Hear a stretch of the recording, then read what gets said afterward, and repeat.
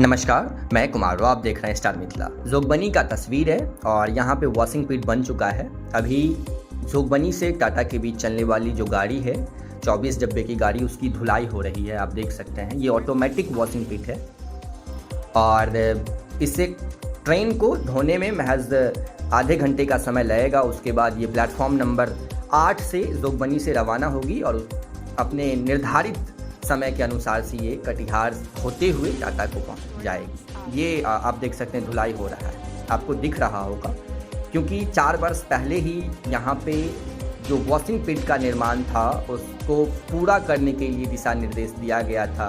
पत्राचार की गई थी इस क्षेत्र के जनप्रतिनिधि के द्वारा और विगत 4 वर्षों से यहाँ वॉशिंग पिट का निर्माण कार्य चल रहा है। तो उम्मीद है आपको वॉशिंग पिट दिखा होगा और ट्रेन भी दिख गई होगी जो किस प्रकार से यहाँ धुलाई चल रही है जोगबनी में। ये जोगबनी की तस्वीर है जहाँ दावा किया जाता है बार बार जो ट्रेनों की जो संख्याएं हैं, कटिहार से जितनी सारी ट्रेनें चल रही है उन सभी का विस्तार जोगबनी तक उस वक्त होगा जिस वक्त जोगबनी में वॉशिंग पिट बनकर तैयार होगा। लेकिन आखिरकार ये पिट बनेगा कब, ये तय नहीं है। अभी के ट्रेंड के मुताबिक इलेक्शन में कुछ करने की जो इच्छा है गवर्नमेंट की हो या फिर जो हमारे क्षेत्रीय जनप्रतिनिधि हैं उनकी हो, तो अभी के मुताबिक अगर देखा जाए तो 2029 में जाकर के शायद यहाँ पे वॉशिंग पिट का निर्माण की कुछ झलकियाँ जरूर दिख सकती है। हालांकि 2029 में वॉशिंग पिट चालू हो जाएगी ऐसा कहना शायद मेरे हिसाब से सही नहीं होगा, क्योंकि पिछले बार की इलेक्शन में तैयारी थी यहाँ वॉशिंग पिट निर्माण का। इस इलेक्शन में कुछ ट्रेनें देकर के इस वॉशिंग पिट के निर्माण को टाला गया और अब अगले आने वाले 4-4.5 वर्ष कुछ होने वाला है नहीं, क्योंकि इलेक्शन में कुछ करने की यहाँ के जनप्रतिनिधि की जो है वो इच्छा रहती है ताकि अत्यधिक वोटों की वसूली की जा सके। तो 2029 में जाकर के ही जो है यहाँ पर वॉशिंग पिट दिख सकता है। हो सकता है आपको दिख भी रहा हो वॉशिंग पिट, लेकिन शायद जो जोगबनी की वर्तमान की स्थिति है वो यही है। यहीं पर वॉशिंग पिट का निर्माण कार्य होना है। आप देख सकते हैं स्क्रीन पर, ये वही खाली स्थान है जहां वॉशिंग पिट का निर्माण होना है।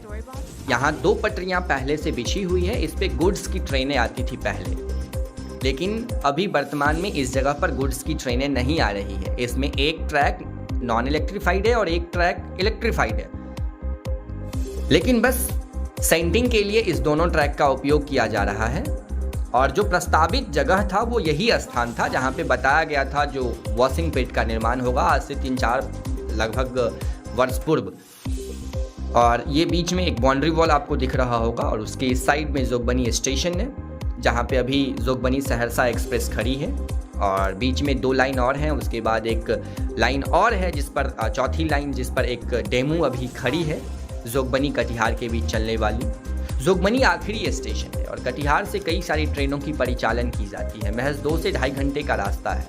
अगर कटिहार से जोगबनी तक सभी ट्रेनों का एक्सटेंशन हो जाता है तो महज कटिहार पर भी दबाव कम हो जाएगा और जोगबनी से एक अच्छी खासी जो एरिया है नेपाल क्षेत्र की, उन क्षेत्र को भी फायदा होना शुरू हो जाएगा। चाहे वो दिल्ली की गाड़ी हो या पटना की गाड़ी हो या फिर अन्य क्षेत्रों की गाड़ी हो, यहाँ से मिलनी शुरू हो जाएगी। इस क्षेत्र में मुंबई की गाड़ी नहीं है जहाँ तक मुझे पता है। तो अगर जोगबनी से इन सभी ट्रेनों की परिचालन संभव होनी है अगले आने वाले 2-4 वर्षों में, तो वो 2029 को हम टारगेट करके चल सकते हैं। यहाँ का तिरंगा झंडा जो बिल्कुल काला हो गया है, इतना ज़्यादा उस पर डस्ट है, धूल पड़ा हुआ है जो बिल्कुल काला दिखता है, लेकिन इस सभी पर किसी का ध्यान एक बार भी नहीं जाता है। बस चुनावी वायदे होते हैं अपने फ़ायदा के लिए और उसके बाद सारी चीज़ें जस की तस पड़ी रह जाती है।